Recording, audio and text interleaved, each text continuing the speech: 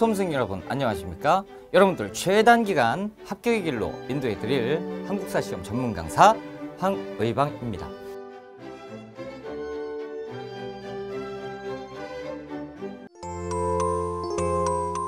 비변사 임진왜란 이후에 거의 모든 업무를 다 총괄했다. 자, 결과 왕권은 땅에 떨어지고 의정부와 역전하는 일이 없어진다라는 거예요.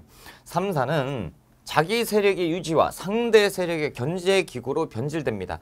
자, 이제 군사체제를 한번 볼게요. 중앙군입니다. 조선 전개 5위라고 했고 조선 후기로 가면서 5군영 5개의 군영으로 바뀌게 되는데요.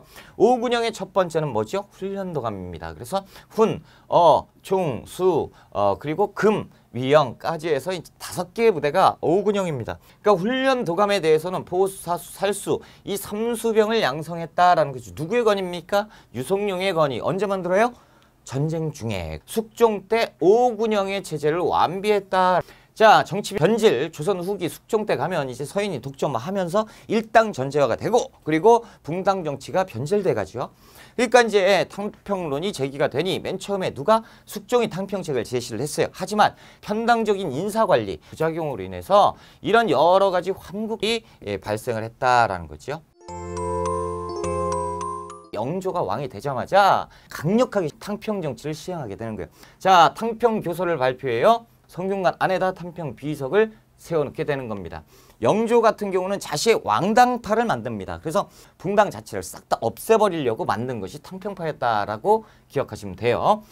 그리고 이제 서원을 대폭 정리합니다. 자, 이조전랑의 후임자 청구권 뺏어버리고 3사의 관리 선발 관행 뺏어버리고 영조가 왕권을 강화하게 되는 것이고, 자, 이제 개혁 정치를 한번 볼게요. 속대전이죠. 그리고 가혹한 형벌 이런 걸 폐지시키고, 그리고 이제 사형수에 대해서는 엄격하게 3번 심판해라 라는 3심제, 그리고 균역법이 있는데 균역법 나오면 영조다 이 정도는 지금 무조건 아셔야 되고, 자, 신문고가 부활됐습니다. 한계가 뭐냐, 이 완론 탕평의 최대 단점이 뭐예요? 일시적인 탕평이었다라는 거죠.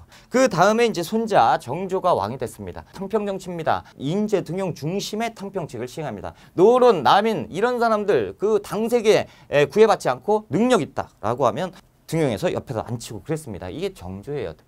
자, 그렇다면 개혁 정치 한번 봅시다. 규장각을 만들어요. 이 안에는 박제가, 유독공, 정약용 이런 실학자들 대거 등용을 해서 연구를 하는 거예요. 자, 그리고 장용영이라는 친위 부대를 만듭니다. 자, 그리고 초기 문신제는 능력 좋은 자를 뽑아서 재교육을 시켰고요.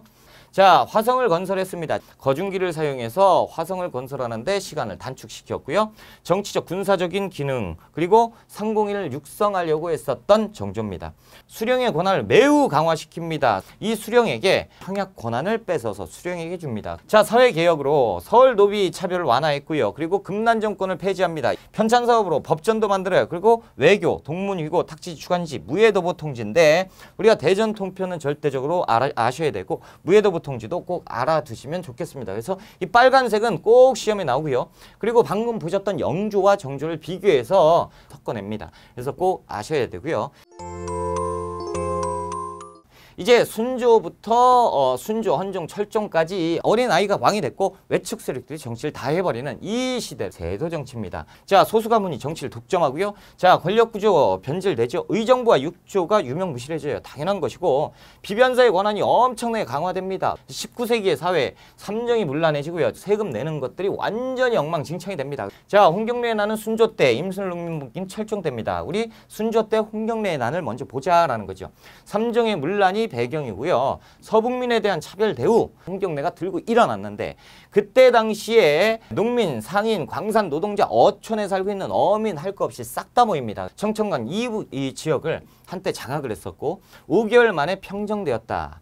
전국적으로 일어난 것이 철종 때 있었습니다. 몰락한 양반 가업원인 유계춘이 들고 일어납니다. 어디에서 일어나면 진주에서 일어나요. 그래서 진주성을 점령하고요.